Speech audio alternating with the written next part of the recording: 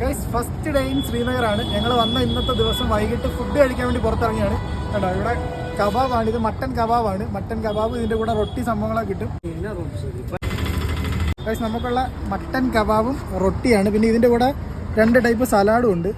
കഴിച്ചു നോക്കിയത് എങ്ങനെ ഉണ്ടെന്ന്. ഓക്കെ നല്ല ദിവസം ഇതിനകത്ത് ഈ സലാഡിന് ചെറിയ ഉപ്പ് കൂടുതലുണ്ട്. പക്ഷേ മട്ടൻ കൊള്ളാം. മട്ടൻ്റെ ഈ റൊട്ടിയും കൂടെ അടിപൊളിയാണ്. കൊള്ളാം, അടിപൊളി.